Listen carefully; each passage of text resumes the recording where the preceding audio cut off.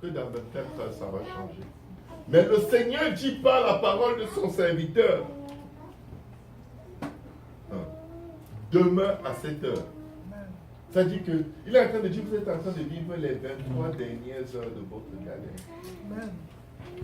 Dieu peut-il changer l'endroit où tu te trouves en 24 heures? Dieu n'a-t-il jamais changé une situation dans laquelle tu étais en moins de 24 heures?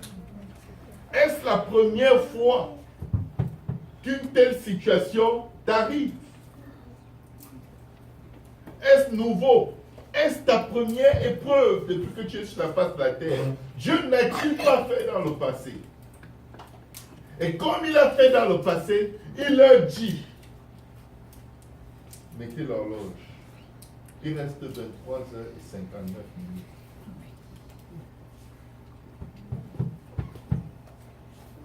Écoutez bien. L'officier sur la main duquel s'appuyait le roi répondit à l'homme de Dieu. Il faut faire très attention quand vous écoutez la parole de Dieu. Parfois, certains ne vont pas parler, mais ils vont murmurer à l'intérieur. Tu as parlé pareil. Dieu sonde les cœurs et les reins, il a entendu. Il a entendu la voix de ton cœur. Rempli de considération humaine et d'incrédulité. C'est pourquoi je dis toujours aux gens, quand vous entendez la parole de Dieu, soyez en prière, de peur que l'ennemi ne vienne vous pousser à maudire votre propre destinée dans vos cœurs. Amen. La plupart des gens qui ont péché dans la Bible dit toujours, il se dit dans son cœur. Il se dit en lui-même. Il pense ça. Si tu peux te dire en toi-même, si je touche seulement le pan de sa robe, je serai guéri. Et ça se produit. Qu'en est-il si tu te dis en toi-même des mauvaises choses? Ne vont-elles pas s'accomplir aussi? Si elles peuvent très bien s'accomplir. À moins que tu te ravises. Amen. La Bible dit, l'officier sur la main duquel s'appuyait le roi répondit à l'homme de Dieu. Car l'Éternel, c'est-à-dire que, il dit que même si c'est Dieu, oublie ce que tu viens de dire. Dieu n'est pas capable. Dieu est limité. Je connais ses limites. Il dit, quand bien même l'Éternel ferait des fenêtres au ciel, pareille chose arriverait-elle. Des fois là, c'est le diable qui est en train de parler dans nos pensées. C'est Satan qui veut que ta destinée soit rejetée par Dieu. C'est pourquoi nous devons résister aux voix qui parlent dans nos têtes. Tout discours qui ne s'aligne pas à la parole de Dieu, il faut le résister parce que ça vient chercher quelque chose. Et qu'est-ce qu'il dit? Et Élisée dit, tu le verras de tes yeux, mais tu n'en mangeras point. Waouh! La prophétie est sortie nette. Par rapport à la réponse que tu donnes à la parole de Dieu, il y a un message pour toi. Donc ta réponse va déterminer quel sera ton message. Les hommes vont le voir, toi tu vas voir, mais niente. Rien. Regardez ce qui se passe.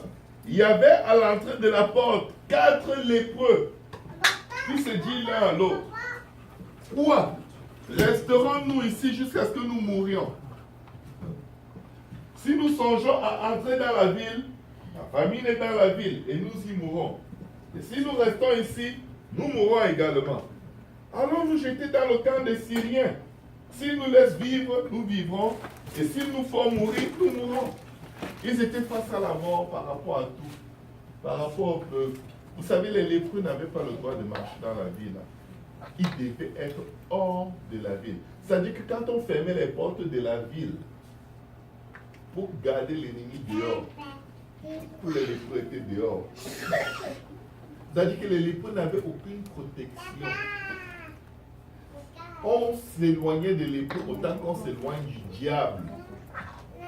Quand on voulait protéger la population contre les assaillants, contre le camp de l'ennemi, les lépreux, c'était les premiers qu'on sacrifiait. De toute façon, ils étaient en permanence sacrifiés. Indésirés. Je ne sais pas, peut-être vous avez grandi avec des cuillères en or dans vos bouches. Mais moi, j'ai grandi étant très indésiré. Et je peux vous dire une chose. C'est la plus belle chose qui me soit arrivée. Parmi les belles choses qui me soient arrivées. Que j'ai été rejeté, méprisé. avec ma mère et mes frères et sœurs, on était tellement détestés. Je ne vais pas vous dire par qui là, mais on était tellement rejetés. Et c'est grâce à ça que nous servons Dieu aujourd'hui. Ce que j'apprécie, c'est vraiment ces gens-là. Parce que s'ils nous avaient aimés, peut-être je serais en enfer aujourd'hui. Mais vous savez, quand le rejet humain a déjà poussé son sommet, les déceptions, la haine de l'être humain, vous, le Seigneur dit, soyez heureux. Vous ne savez pas quel bien ils vous ont fait. Parce que s'ils vous aimaient, vous seriez parmi eux aujourd'hui, parmi les impies, les incrédules en route vers l'enfer, si vous n'y seriez pas déjà arrivés. Mais c'est parce que l'être humain vous a détesté que vous avez cherché Jésus. Et Jésus s'est laissé trouver. Donc le Seigneur dit, priez pour vos ennemis. Bénissez ceux qui vous maudissent. Priez pour ceux qui vous persécutent. C'est vos bienfaiteurs. Jésus a appelé Judas mon ami. Et il a appelé Pierre Satan. Pierre ne voulait pas qu'il aille à la croix. Judas voulait l'envoyer à la croix. Ton ennemi est ordonné par Dieu pour que tu accomplisses ta destinée. Amen. Ce n'est pas pour que tu sois amer, pour que tu sois dans la prison de « on m'avait fait ceci, on m'avait fait cela, on m'avait fait ceci, tu vas mourir. » Oh, Dieu a fait que je meure. Et puis, tu n'es pas le premier à qui on le fait. Tu ne seras pas le dernier.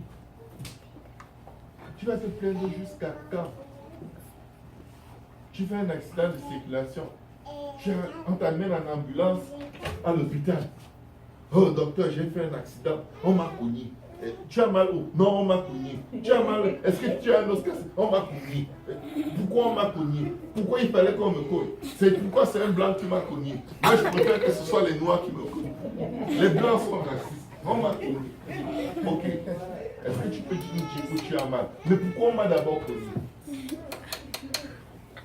Tu ne t'aides pas. On t'a cogné, tu es le premier cogné sur la terre. Et même si tu l'étais, tu es à l'hôpital parce que tu as besoin de guérison.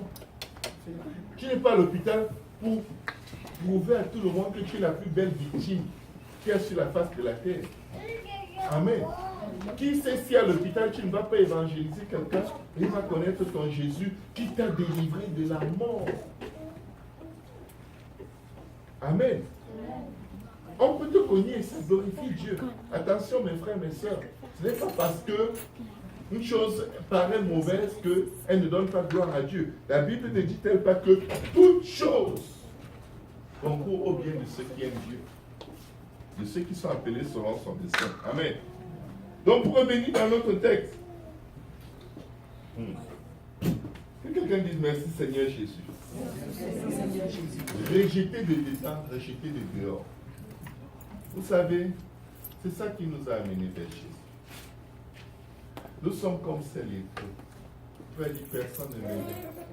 Quand on me disait qu'on m'aime, c'est parce qu'on voulait quelque chose de moi. Oui, mais n'oublie pas, s'il t'avait vraiment aimé, tu ne serais pas allé dans le camp des Syriens. On t'a traité de lait ou de laide. On t'a dit que tu sens.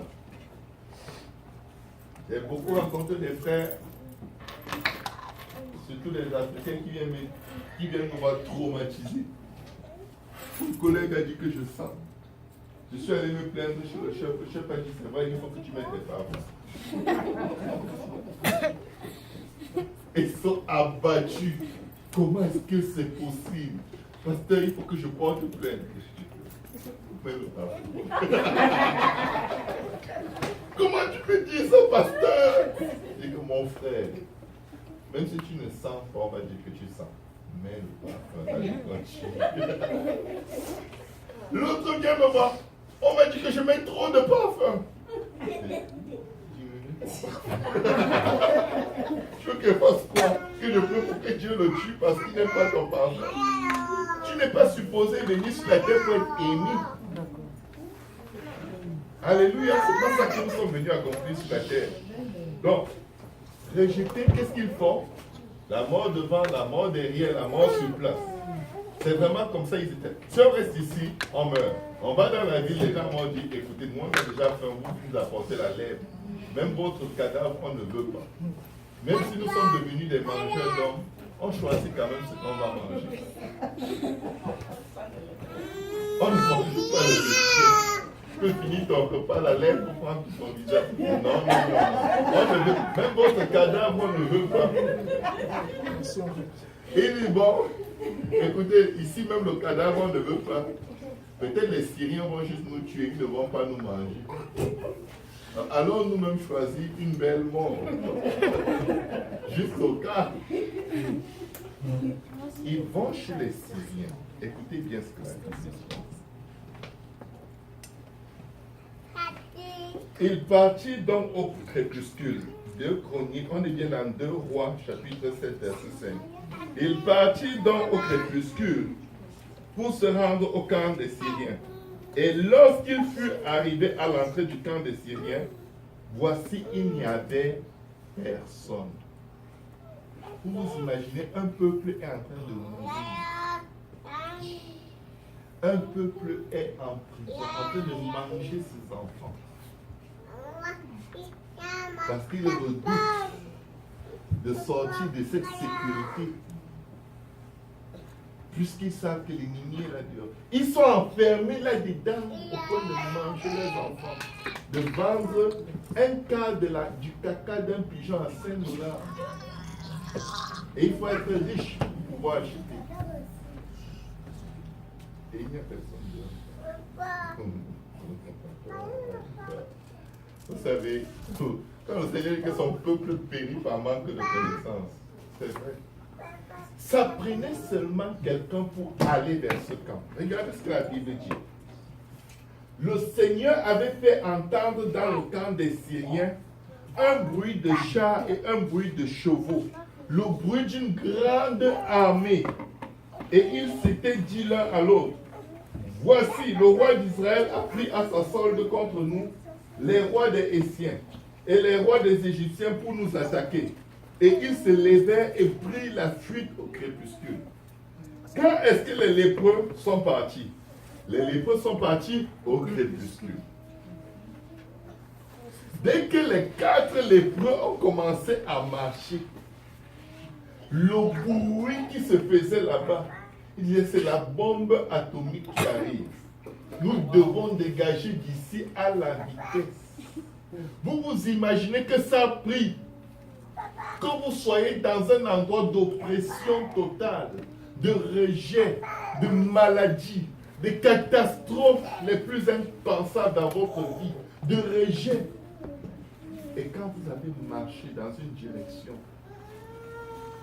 où ceux qui vous ont rejeté n'osaient même pas aller, ou ne pouvaient même pas aller, Dieu a aplani le sentier. Vous avez commencé à réussir.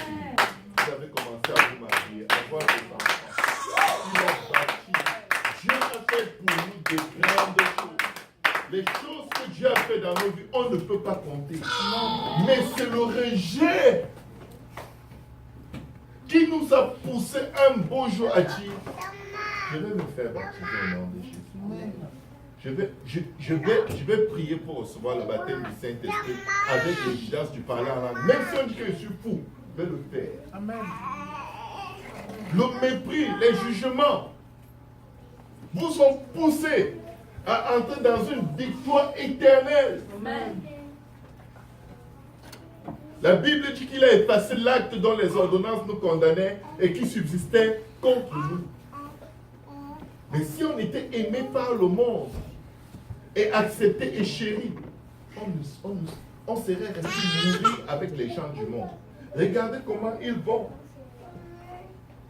Alors que 4 lépreux rejetés de tous s'avancent, Dieu transforme leur acte de foi en un mouvement de guerre pour décimer tout le camp de l'ennemi. L'ennemi a fui. Amen. Ils se levèrent et prirent la fuite au crépuscule, abandonnant quoi? Leurs tentes, leurs chevaux et leurs ânes. Le camp était tel qu'il était. Le camp tel qu'il était. Et ils s'enfuirent pour sauver leur vie. Wow. Les lépreux étant arrivés à l'entrée du camp, pénétraient dans une tente, mangeaient et buvent. Je crois que règle numéro 1, le rentre d'abord. Parce que non seulement, écoutez, les gens qui n'étaient pas lépreux mouraient de faim au point de manger leurs enfants. Que pensez-vous des gens qui étaient lépreux? Vous savez qu'on gardait les lépreux hors de la ville et on jetait les restes de nourriture par-dessus les murailles et ça tombait et c'est ça que les lépreux prenaient pour manger. Donc ça veut dire qu'on ne jetait rien, ça faisait longtemps. Les lépreux là devaient être effrayants. Leur situation était pire que la situation des gens de la ville, en plus des douleurs de leurs blessures de lépreux. Peut-être tu es dans des douleurs extrêmes.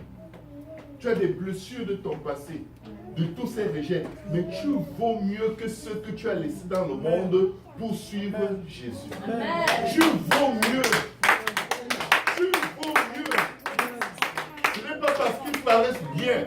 Tu vaux toujours mieux. Alléluia. Tu arrives devant le Seigneur, il t'a rassasié. Ils sont arrivés dans le camp, pénétraient dans une tente, mangeaient et buvent et emportaient de l'argent et de l'or. La Bible dit que nous possédons toutes choses pleinement en lui. Tu as Jésus. Tu as la plus grande richesse, les trésors cachés, la manne cachée. Tu l'as. Et des vêtements qu'ils allaient cacher. La Bible dit que tous ceux qui ont été baptisés en Jésus-Christ ont revêtu Christ. C'est le même principe. Il dit, venez et achetez, vous qui n'avez pas d'argent. Venez, vous qui avez faim et soif de la justice, et vous serez rassasiés. Vous étiez peut-être méprisés, abandonnés de tous. Vous étiez peut-être des hommes de douleur, habitués à la souffrance. Mais regardez, vous vous êtes approché du rocher de votre salut. Il vous a rassasié comme c'est lépreux. Il vous a donné un vêtement nouveau dans les eaux de baptême en son nom. Il vous a rempli de son Esprit Saint. Ou n'oubliez pas qu'il disait à la Samaritaine, si tu savais qu'il te demandait de l'eau à boire, c'est toi qui lui demanderais de l'eau. Et l'eau qu'il te donnerait, tu le boirais et tu n'aurais jamais plus soif. C'est ce qu'il nous a donné. Il nous a baptisé de son Esprit Saint. Mais qu'est-ce qu'ils font? Ils prennent tous les trésors, ils prennent le vêtement, les meilleurs vêtements. Écoutez, la plus belle marque de vêtements qu'on puisse porter, c'est la marque de Jésus. Amen. La Bible dit dans Galates 3:27 que c'est là où nous portons, dans les eaux de baptême. Lorsqu'on te dit baptiser au nom de Jésus, la Bible dit que tu as vêtu un vêtement nouveau. Amen. Amen. Nous avons revêtu Christ. C'est pourquoi il faut baptiser au nom de Jésus. C'est le nom là qui fait la différence. Amen. Amen. C'est le nom que Satan reconnaît et il tremble. Père, Fils, Saint-Esprit, ce n'est pas des noms. Satan est père du mensonge, fils de la perdition. Amen. Il est l'esprit de je ne sais pas quoi. Il a tellement de titres en tant qu'esprit que je ne sais même pas où commencer. Amen. Le Père, Fils et Esprit aussi, Satan. Mais le seul vrai Père, Fils et Esprit que nous connaissons, c'est Jésus. Ésaïe 9, verset 5 dit, un enfant nous est né, un fils nous est donné, et la domination reposera sur ses épaules. On l'appellera admirable, conseiller, Père éternel, Dieu puissant, Prince de la paix. C'est le Fils qui est le Père. Amen. Et il est l'Esprit, il est le Prince de la paix. Amen. Il est tout. C'est pourquoi Dieu lui a donné un seul nom, le nom qui est élevé au-dessus de tout nom. Amen. Nous savons que le Père c'est Jésus, le Fils c'est Jésus, le Saint-Esprit c'est Jésus. Amen. Amen. Qu'est-ce qui se passe? Ils revinrent et pénétraient dans une autre tente et emportaient des objets qu'ils allaient cacher. Écoutez, moi je vois la première nourriture et le premier vêtement comme étant le salut. Maintenant, je vois la deuxième tente où ils entrent et ils prennent des objets pour aller cacher comme étant les dons de l'esprit. Amen. Amen. Ça, c'est comme ça que je vois ça. Amen. Je ne sais pas quelle est votre conception de cela, mais regardez ce qui se passe. Je m'excuse, mon iPad s'est éteint, heureusement que j'ai anticipé. Puis, il se dit l'un à l'autre, nous n'agissons pas Bien. Et moi j'ai 4 ans. Toi, ça va 4 ans. Je viens dire aujourd'hui à quelqu'un. Oui, En moi agissant je pas. vais Si vous voulez retenir quelque chose de ce message aujourd'hui, ce n'est pas les promesses sur promesses. Ce n'est pas les dans 24 heures quelque chose va se passer. Ce qui s'est déjà passé là, tu as fait quoi avec? Ce que Dieu a déjà fait pour toi, qu'est-ce que tu en as fait, peuple de Dieu? Comment est-ce qu'on peut vivre une vie où on est à la quête d'une nouvelle bénédiction, après une nouvelle bénédiction, après une nouvelle bénédiction? On ne finira jamais de vouloir quelque chose de nouveau. Quel était le problème qui a détruit les enfants d'Israël dans le désert pendant 40 ans? Une nouvelle bénédiction. Amen. Une nouvelle bénédiction à l'une après l'autre. Vous pouvez entrer dans ça.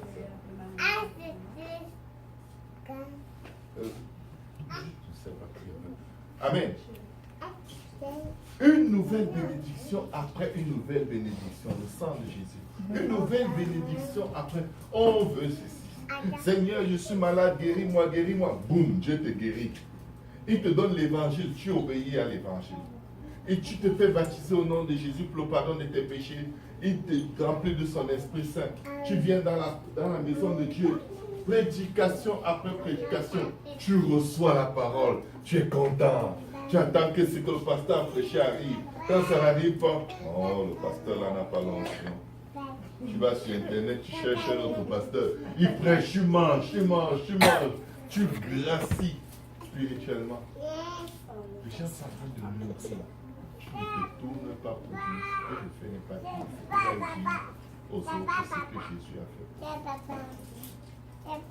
Il a délivré l'homme de Gadéra qui avait plus de milliers de démons. L'homme a du coup voulu le suivre. Il dit, hey, va dans ta ville.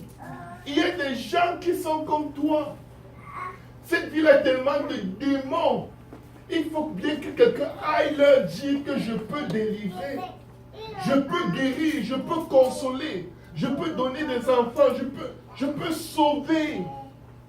Les gens sont en train de manger leurs enfants. Les gens sont en train de faire des sacrifices humains. Et le peuple de Dieu, ouais, allons encore dans une troisième table. Peut-être là-bas, il y aura quoi? On a déjà mangé là-bas, on a pris l'or, on a pris les plus beaux vêtements. Ici, on a eu des objets précieux. On veut quoi? L'avion? Il n'y avait pas l'avion à leur époque. Vous savez quoi? Les gens de ce monde qui ont les choses que nous cherchons tous les jours, ils doivent prendre la drogue pour dormir. Ils font la pédophilie. Ils ont tout ce que vous désirez. Ils ne sont pas heureux. Et nous, enfants de Dieu, on est en train de vouloir ce qu'ils ont. Oh Seigneur, donne-moi les millions. Je vais aider ma famille. C'est toi qui as créé la famille. Oh, je n'ai pas l'argent pour envoyer à mes parents. Si seulement Dieu pouvait m'aider. Tu es un faux Dieu dans ta famille. Ta famille ne croit pas en Dieu parce que tu leur as donné maman. Ils n'arrivent pas à servir Dieu parce que chaque mois, tu leur fais des virements de Satan que tu appelles argent pour les aider. Ça ne les aide pas. Ça endurcit leur cœur à la parole de Dieu. Ils meurent. Ils meurent. Tu envoies de l'argent, on va chez des marabouts, des féticheurs. On te maudit. On méprise la quantité que tu as envoyée. On méprise. Tu prends les prestations que le gouvernement donne pour tes enfants. Tu envoies aux gens qui blasphèment ton Dieu. Qui ne veulent rien savoir de lui. Or, peut-être en faisant comme ça, Dieu va toucher leur cœur. Dieu ne va rien toucher. Je vais vous dire pourquoi. Ce que vous avez reçu gratuitement, vous donnerez gratuitement. Est-ce que c'est l'argent qui vous a converti? Qui vous a dit que vous allez amener vos familles à Dieu avec les virements? Vous n'allez amener personne. Je vous le dis devant le Seigneur. Ce n'est pas ça qui vous a amené à Jésus. Ce n'est pas ça qui va les amener à Jésus.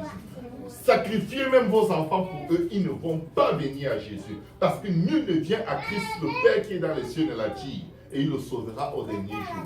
Maintenant, vous essayez d'attirer les gens avec les cadeaux, l'argent. Dès qu'il y a quelqu'un qui va au pays, on fait vite des paquets, on envoie. Est-ce que qui a dit que Dieu a demandé de le faire? Peuple de Dieu.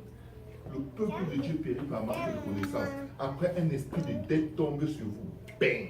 Parce que Dieu est le seul Dieu. Et il ne veut pas qu'il y ait un autre Dieu que lui. Dès que nous devenons les dieux de nos familles, il va passer notre vie à nous prouver que vous n'êtes pas Dieu. Je te prouve. Ta voiture, panne, $800. Ticket, flash, belle. Ils veulent écrire $100, ils mettent $1000. On te dit paye d'abord, on va te rembourser. Tu fais 9 mois à te battre avec eux. À un moment, tu as l'impression que tu deviens fou. On t'attend encore payer. Ah, il y a l'oncle du cousin, de la nièce, de la grand-mère, de la tante qui est malade.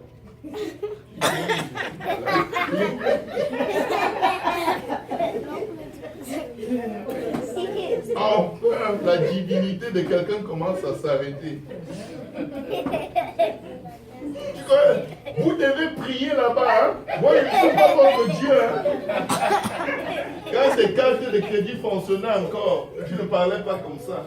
Finalement, tu réalises qu'ils ont besoin de Dieu, pas de toi. Tu connais Jésus, tu ne l'aimes jamais de Jésus. Oh, j'appelais pour prendre de vos nouvelles. Ah, Dieu est bon, hein? Oui, Dieu est bon. Dieu est bon, hein? Oui, Dieu est bon. Tu nous as gardé quelque chose. Non, c'est un peu dur, mais ne vous inquiétez pas, le mois prochain, je vais voir avec maman ici ce qu'on va faire. C'est Dieu qui t'a envoyé. Tu leur fais signer, tu signes un pacte de gabaonite avec eux. Tu es en train de les aider alors que Dieu est en train de les casser pour qu'ils fléchissent les genoux devant Dieu et qu'ils effacent leurs péchés pendant qu'ils vont obéir à l'évangile. Tu te mets entre Dieu et les âmes. Et Dieu dit, toi là, je vais te fouetter comme ça au Canada. Je te dis, tu vas souhaiter rentrer, rester dans ton village à Boaké quelque part.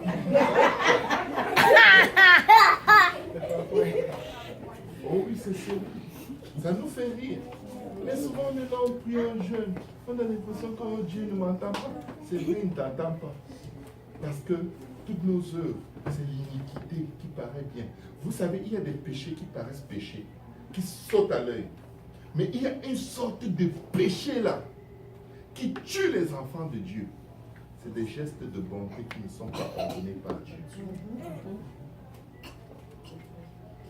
Tu as reçu l'évangile, tu ne leur prêches pas l'évangile. Je prie pour toi, c'est l'évangile.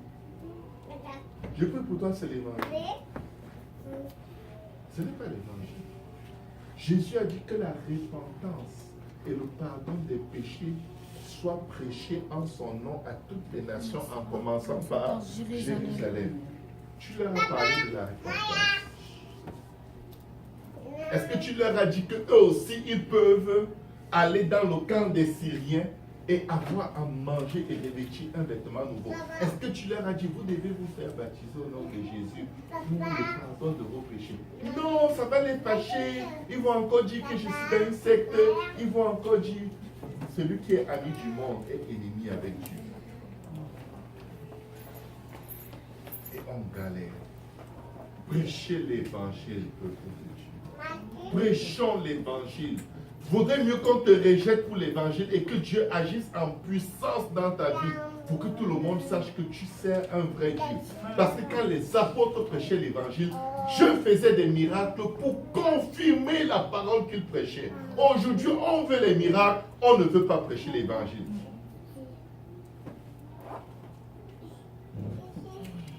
Ton miracle est dans ta bouche.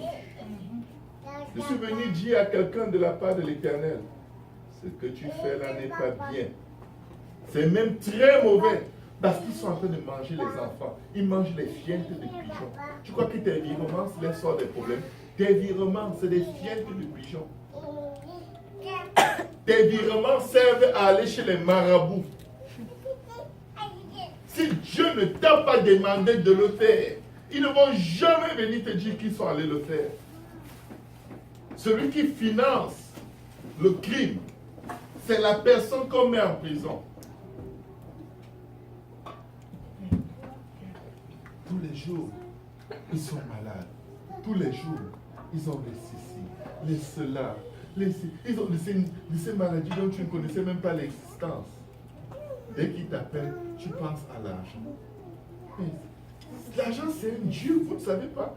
Peuple de Dieu, c'est maman. Et Dieu a dit clairement, ils ne peuvent pas servir Dieu et maman. Envoie-les à la source, là où tu as eu ce que Dieu a fait pour toi. Raconte-leur ce que Dieu a fait pour toi. Et ce n'était pas à coup d'argent que Dieu l'a fait. C'est parce que vous vous êtes humiliés devant Dieu que Dieu a changé vos vies. Maintenant, vous allez vider vos poches. Je prenais ma carte de crédit. Je retire l'argent pour envoyer à mon frère pour qu'il s'achète un téléphone que moi-même je ne suis pas capable d'acheter pour moi. Le Seigneur m'a dit, je vais te montrer quelque chose. Une carte de crédit de 500 euros. J'ai payé peut-être 3000 euros. Quand je mettais ma clé sur ma boîte aux lettres en Allemagne, je vois la boîte aux lettres, je retire les lettres, je marche comme quelqu'un qui va à la guillotine. J'oublie ma clé sur la boîte aux lettres. Je vais à la guillotine. Il y avait des lettres que je n'ouvrais jamais. Ce n'est pas parce que tu n'ouvres pas ta lettre que le montant n'est pas dedans. Tu peux mettre ton lettre, pas ta lettre, tu mets au feu. Tu dis, je te brûle au nom de Jésus. Son frère m'a dit, chaque mois, les intérêts en manque. Quand tu commences à rembourser, c'est parce que tu crois que tu es sorti. Un petit désert vient dans tes finances. Où le dévoreur vient de passer. Tu cherches le travail, tu n'as pas. Tu cherches ceci, tu n'as pas. J'allais chercher l'emploi avec des gens maigrichons comme ça. Regardez comment je suis costaud. On cherche des gens pour faire les déménagements. On prend tel maigrichon, tel maigrichon, tel maigrichon. Moi, mais tu vas chez toi. Moi, je peux même te porter. Je peux te porter, je te porte avec ton bureau. Je vous porte tout sur mes épaules. C'est pas votre problème. Non, on a fait. C'est bon, une autre fois. Je reste comme c'est du Seigneur. Pourquoi m'as-tu abandonné? On était ensemble. Je suis vraiment abandonné. On n'a pas marché ensemble. Tu marches dans tes propres voies. Les choses essentielles de la vie, tu les gardes pour toi. La repentance, tu t'es repenti, Dieu t'a guéri, tu ne l'as jamais dit à personne. Parce que tu ne veux pas penser à ce que tu avais fait. Peut-être ne l'as dit pas ce que tu avais fait, mais dis au moins ce que tu as fait pour toi.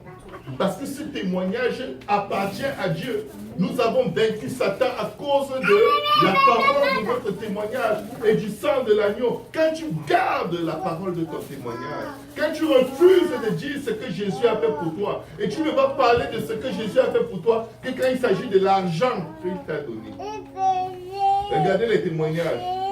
L'argent, les femmes, le travail. Ce n'est pas un témoignage.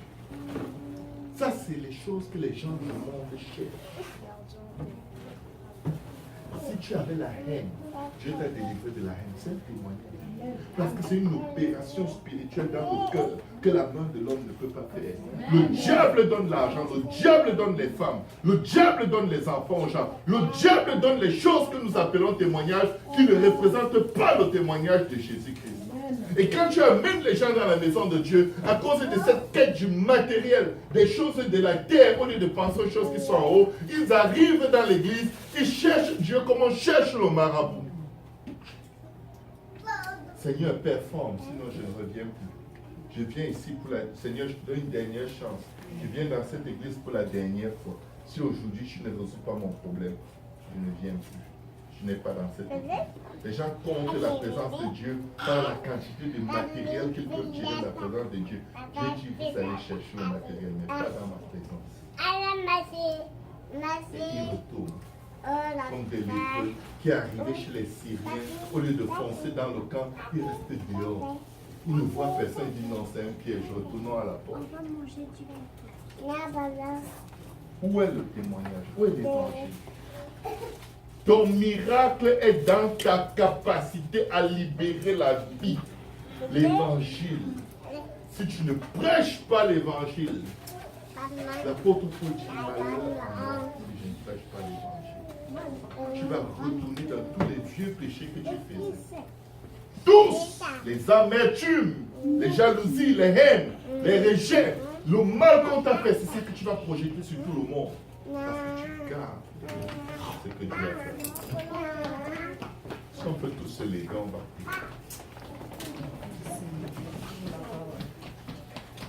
Tu ne peux pas prêcher l'évangile par tes propres forces.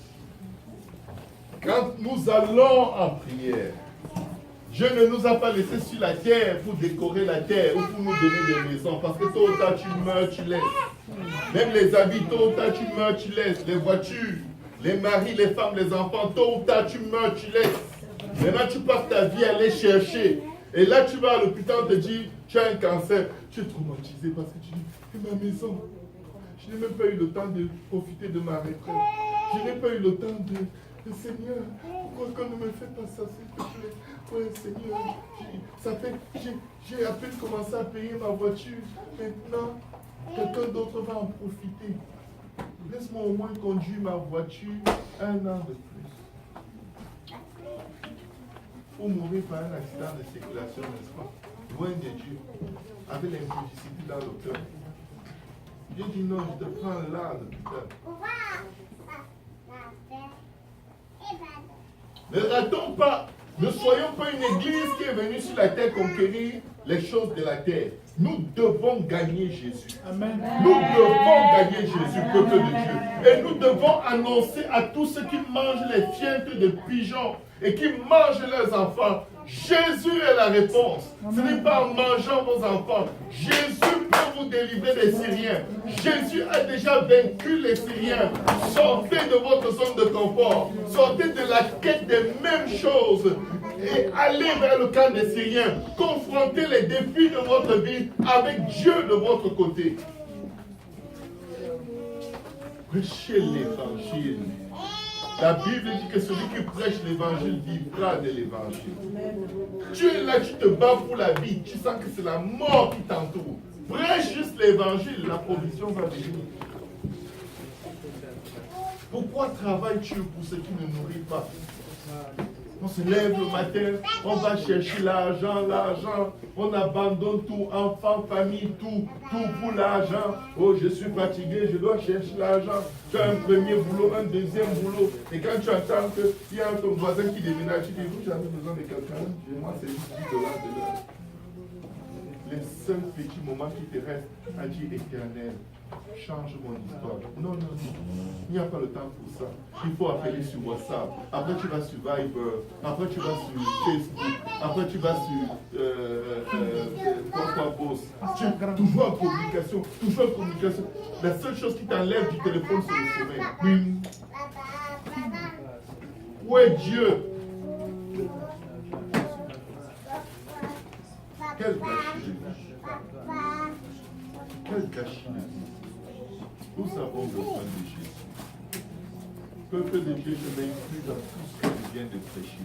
Je déteste quand j'arrive à la fin de ma journée et je me rends compte, j'aurais pu prier à telle heure, j'aurais pu ne pas faire telle chose et prier, j'aurais pu ne pas faire telle chose et lire ma Bible, j'aurais pu ne pas faire telle chose et appeler quelqu'un pour l'encourager. Mais qu'est-ce que j'ai fait de ma vie?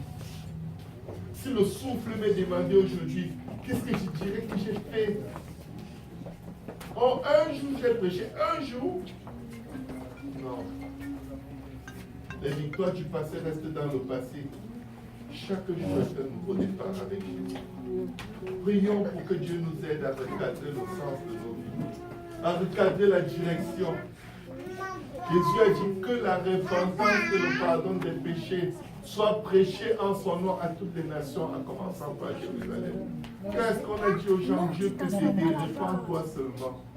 Dieu peut te pardonner tes péchés, fais-toi baptiser, laver de tes péchés, qu'il enlève la marque de la bête, la marque de la malédiction sur toi. Les choses, ça va aller, mais c'est en Jésus seulement que ça peut aller.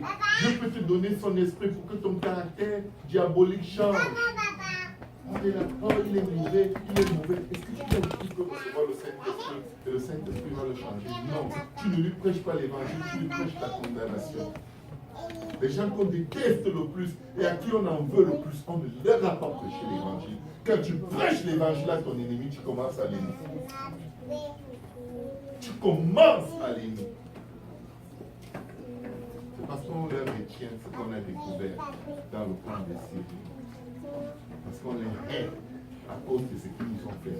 Ils pouvaient arriver dans le camp des Syriens et dire, ah, maintenant on a à manger, hein? On a les vêtements, hein? Formons un royaume de 4 personnes. On finira le reste de notre vie à manger d'une tente à l'autre. Et ils peuvent crever là-bas pour tout le mal qu'ils nous ont fait. Quand on était lépreux, ils nous ont gardés dehors.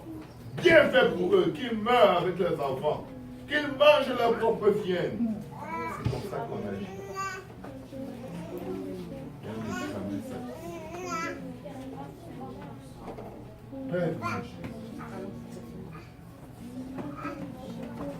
Oh!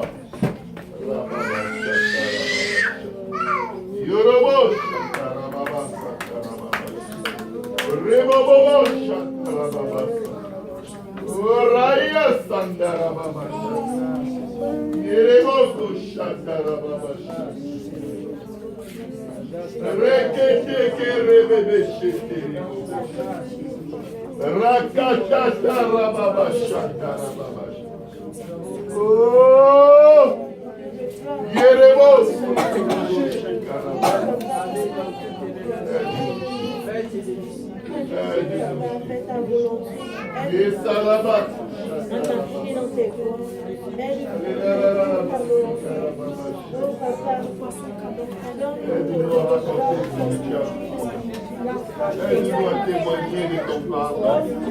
Aide-nous à témoigner de la repentance. Aide-nous à témoigner. Aide-nous à témoigner. Afin que notre monde ne sont pas obligés de manger leurs enfants et les chiens et les têtes d'âne.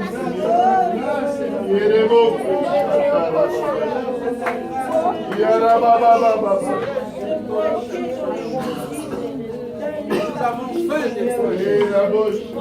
Nous avons soif.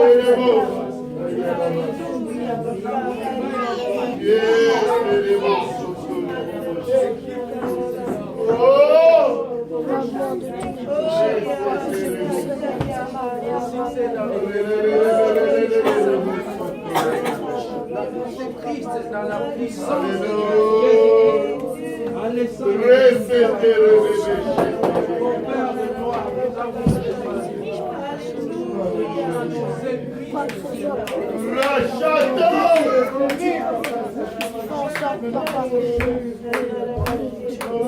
Délivre-nous des soucis du monde.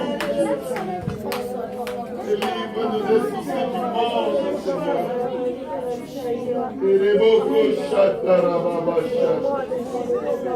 Délivre-nous des soucis du monde, Jésus.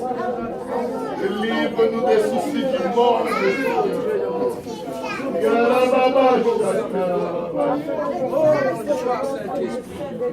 Équipe-nous, Saint-Esprit. Nous avons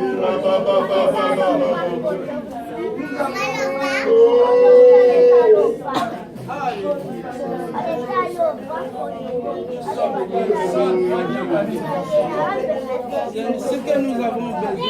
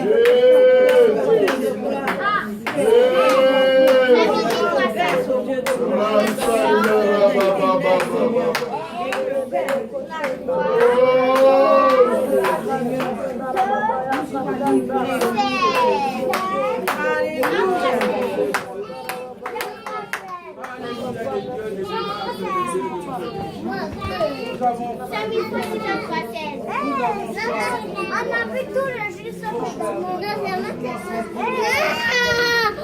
Mais le succès dans les témoignages consiste simplement d'annoncer Christ dans la puissance du Saint-Esprit. Mais les résultats, nous laissons à toi, Jésus. Alléluia, Seigneur Jésus. Alléluia, Seigneur Jésus. Ta grâce. Tu reviens. Déverse ta grâce. Sans toi, nous ne sommes pas. Sans toi,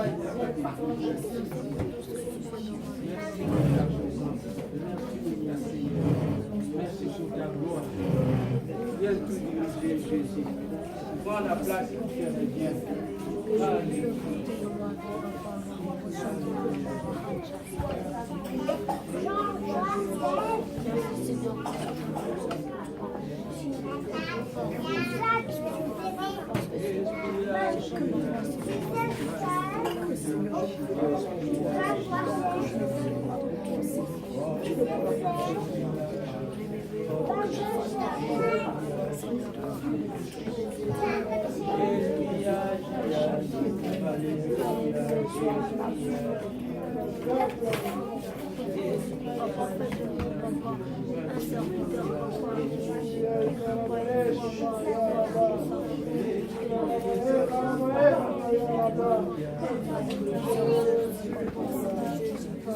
Que cette fois mon Dieu,